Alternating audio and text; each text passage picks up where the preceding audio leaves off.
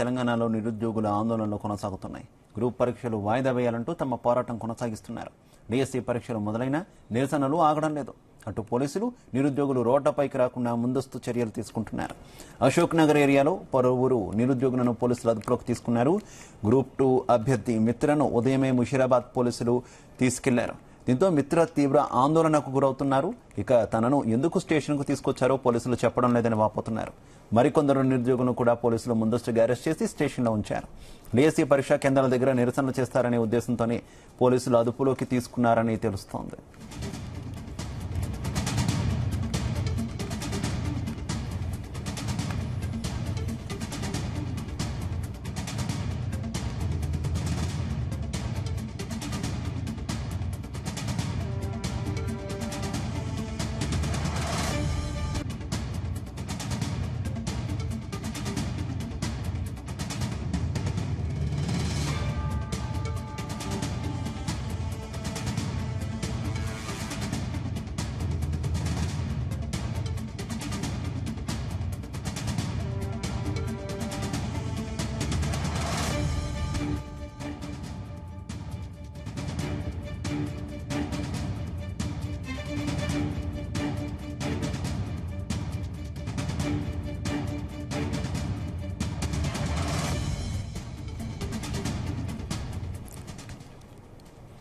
తెలంగాణలో నిరుద్యోగుల ఆందోళనలు కొనసాగుతున్నాయి.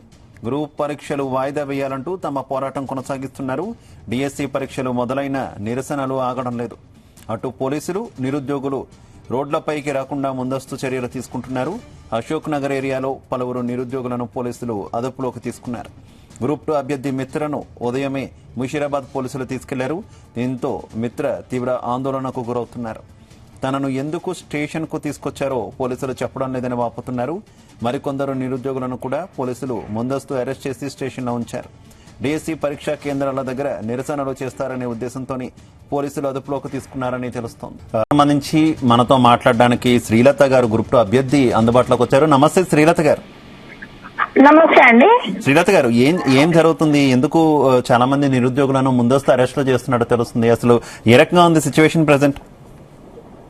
ఏం తెలియట్లేదండి. మేము మార్నింగ్ మామూలుగా ప్రైవేట్ ఎంప్లాయ్ అండి. నేను జాబ్ కి వెళ్దామని రెడీ అవుతున్నా, పాప స్కూల్ కి వెళ్దామని రెడీ చేస్తున్నా.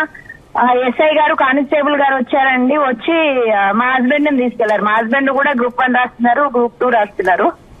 తీసుకెళ్లారు. ఎందుకు అని అడిగితే ఈ రోజు టీఎస్పీఎస్సీ దగ్గర భారీ ఎత్తున ధర్నా ఉందంట. స్టేట్ కాల్ వచ్చింది, ముందస్తుగా మేము స్టేషన్ కి తీసుకెళ్తున్నాం అన్నారు. ధర్నాలు డిఎస్సి ధర్నా కూడా రెండు చెప్పారు. టీఎస్పీఎస్సీ ధర్నా, డిఎస్సి ధర్నా. నేను క్వశ్చన్ చేసిన ఎస్ఐ గారిని, ఆల్రెడీ డిఎస్సి ఎగ్జామ్స్ నిన్ననే స్టార్ట్ అయ్యాయి, మళ్ళీ ఇప్పుడు ఏంటండి కొత్తగా? అసలు మేము ఎప్పుడు కూడా ధర్నాలో పార్టిసిపేట్ చేయం. ఏదన్నా మాకు అన్యాయం జరిగితే లీగల్ గా వెళ్ళే రైట్ ఉంటది, మేము వెళ్తాము అంతే. కానీ ఏదైనా సరే ప్రజాపాలన అన్నప్పుడు, ఫ్రెండ్లీ పోలీస్ అన్నప్పుడు స్టేట్ కాల్ అంటే స్టేట్ కాల్ ఎక్కడి నుంచి వచ్చింది? అంటే డిఐజీ చేసిండా, లేకపోతే హోమ్ మినిస్టర్ చేసిరా, ముఖ్యమంత్రి చేసిరా? ఎవరో ఒకరు చెప్పాలి కదా. దొంగతనంగా తీసుకెళ్లడం ఏంది?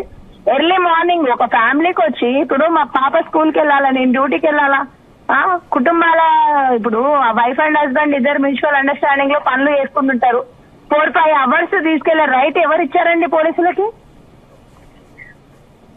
అయితే ఏంటి ప్రభుత్వ వైఖరిని ఏ రకంగా చూస్తున్నారు? పరీక్షలు వాయిదా వేయాలి, డిఎస్సి వాయిదా వేయాలని చాలా మంది కోరుతున్నారు. అయితే వాయిదా అయితే లేకుండానే పరీక్షలు నిర్వహిస్తున్నటువంటి సిచ్యువేషన్. మరోవైపు ఈ అరెస్టులు ఏ రకంగా చూస్తున్నారు మీరు? అరెస్ట్ అంటే ఇప్పుడు హక్కులను కాలరాయడమే అండి. ఇప్పుడు నాకు తెలిసి ఇప్పుడు గౌరవనీయులైనటువంటి ముఖ్యమంత్రి గారికి తెలిసి జరుగుతుందా, తెలియక జరుగుతుందా, లేకపోతే అతని పేరు వాడుకొని ఈ ఆఫీసర్స్ ఏమన్నా ఇది చేస్తున్నారని ఏం అర్థం కావట్లేదండి. గందరగోళ పరిస్థితిలో ఉంది తెలంగాణ.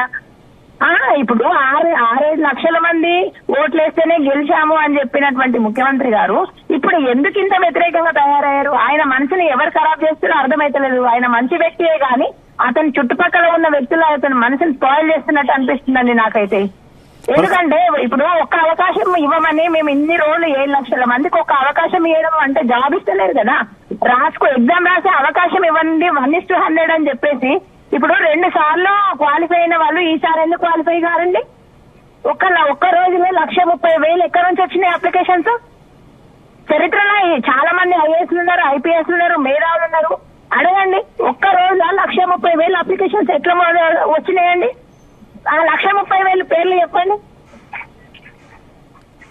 అసలు మీ అనుమానాలు ఏంటి మొత్తం ఈ వ్యవహారంలో మీ అనుమానాలు ఏంటి? ఎందుకు ప్రభుత్వం నాకు పరీక్షలు వాయిదా అనుమానం వేయట్లేదు? ఏంటి ఏం అంటే జరుగుతుంది అనుకుంటున్నారు? ఇప్పుడు మొత్తం ఈ నిరుద్యోగుల అంశంలో, ఈ ఉద్యోగాల భర్తీ అంశంలో ఏం జరుగుతుంది అనుకుంటున్నారు? ఏం జరగట్లేదండి.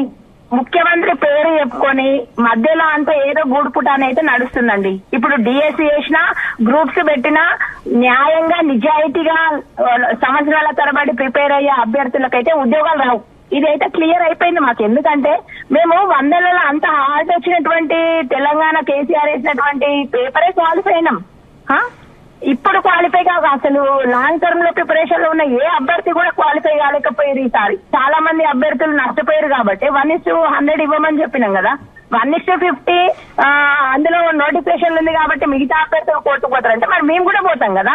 ఇప్పుడు 7-8 క్వశ్చన్లు మీరు డిలీట్ చేసిరు, మార్క్స్ యాడ్ చేయలేదు, మొత్తం ఆ ప్రిలిమ్స్ కి సంబంధించి మెరిట్ లిస్ట్ మీరు విడుదల చేయలేదు.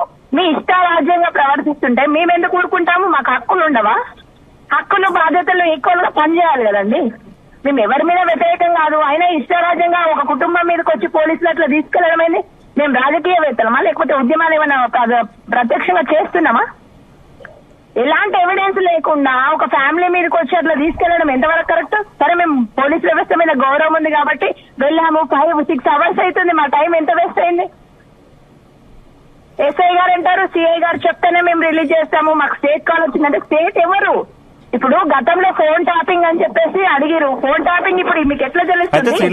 శ్రీలత గారు ఎప్పటికైనా మీ హస్బెండ్ ని రిలీజ్ చేసిన సిచ్యువేషన్ ఉందా? మీరు మాట్లాడారా పోలీసులతో? మాట్లాడాలండి. ఇప్పుడు వదిలిపెట్టారు. మేము మాట్లాడిన తర్వాత ఇప్పుడు వదిలిపెట్టారు. ఓకే. అసలు ఎందుకు తీసుకెళ్లేదని చెప్తే రెండే చెప్తున్నారండి. ఈ రోజు డిఎస్సి ధర్నా ఉందని మాకు ఇన్ఫర్మేషన్ వచ్చింది. మేము లైబ్రరీలో అడ్రస్లు రాస్తూ ప్రిపరేషన్ చేసుకుంటాం. ఓకే. థ్యాంక్ యూ అండి.